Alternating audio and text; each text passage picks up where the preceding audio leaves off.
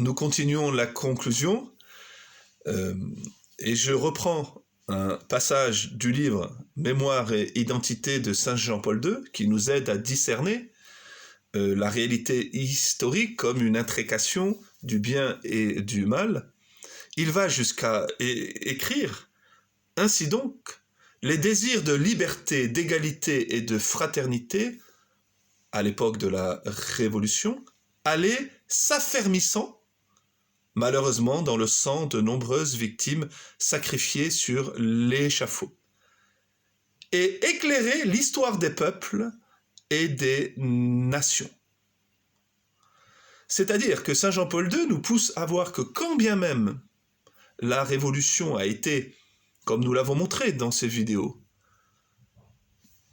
un processus de déchristianisation, de légitimation de ce paganisme d'apostasie qui se déploie actuellement en France, eh bien il faut comprendre qu'à travers ces souffrances, ces martyrs, s'est affermi les désirs de liberté, d'égalité et de fraternité. Il faut donc faire attention dans notre lecture de l'histoire à ne jamais avoir une lecture absolutiste qui condamnerait en eux-mêmes les faits, mais plutôt à essayer de discerner à l'intérieur de ces faits des stratégies du mal, mais aussi des stratégies du bien, parce que, certes, le mystère de l'iniquité, le mystère du mal est un mystère grand, mais il y a un mystère plus grand encore que le mystère de l'iniquité. C'est le mystère du pardon de Dieu. C'est le mystère de sa miséricorde. Et un mystère encore plus grand, c'est que ce mystère de la miséricorde, ce mystère du pardon de Dieu, il se révèle à nous à travers la faiblesse de l'incarnation du Christ dans l'Église, c'est-à-dire à travers la faiblesse des chrétiens. Et nous devons croire que cette faiblesse de Dieu à travers la faiblesse des chrétiens, des saints, a une puissance infiniment plus grande que la puissance du mal qui s'est abattu à notre époque. C'est pour cela que nous ne devons jamais oublier que rien n'est plus puissant que l'amour. Rien n'est plus puissant que l'Esprit Saint qui se donne gratuitement à quelques-uns, peut-être à toi, afin dans des situations concrètes, visibiliser, manifester, comme Saint Maximilien Kolb ou Edith Stein ont pu le faire, et beaucoup d'enfants juifs, beaucoup de personnes innocentes qui ont été conduites à l'échafaud ou au four crématoire, que beaucoup d'entre elles ont manifesté un élément christique, kérigmatique, qui était Dieu même, la victoire de Dieu sur toute forme de mort, et qui, au moment où l'on pensait que tout était fini, que le mal avait vaincu, manifestait au monde, peut-être de façon cachée et silencieuse, la victoire du Christ sur la croix.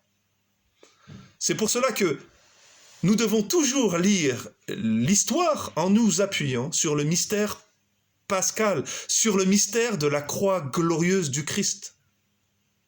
La mort est morte. La mort a été vaincue définitivement par le Christ sur la croix.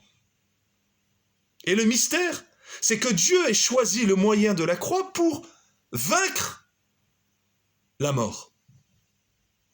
Au moment même où Satan, ou le diable, ou le mal croit remporter la victoire, Dieu, dans cette déréliction, dans cette faiblesse, dans ce mystère du don de soi, du don de sa vie pour ceux qui le tuaient, a définitivement ouvert les portes de l'enfer et nous a appelés tous par notre prénom pour que nous sortions de cet enfer.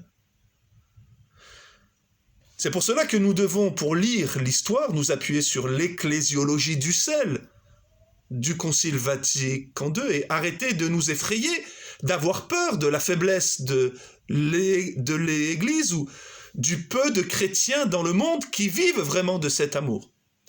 Parce qu'il suffit que quelques-uns vivent de cet amour pour que le monde bénéficie, jouisse de la rédemption de Dieu. Parce que Dieu veut sauver tous les hommes.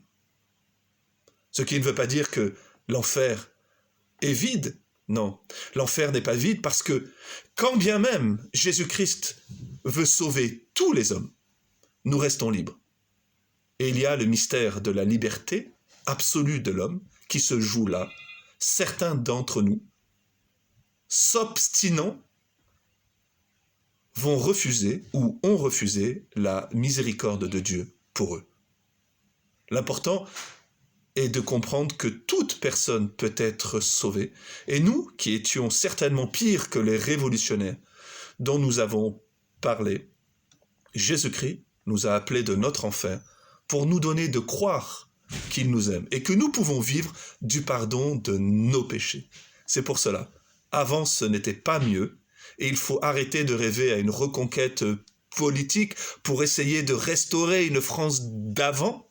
Non. Le plus important est que nous qui avons été appelés par le Christ, nous nous convertissions, nous acceptions que le problème principal, c'est notre cœur. Est-ce que aujourd'hui, nous acceptons de reconnaître qu'il est nécessaire que Jésus-Christ nous donne son Esprit Saint, afin que nous puissions aimer ceux qui nous tuent.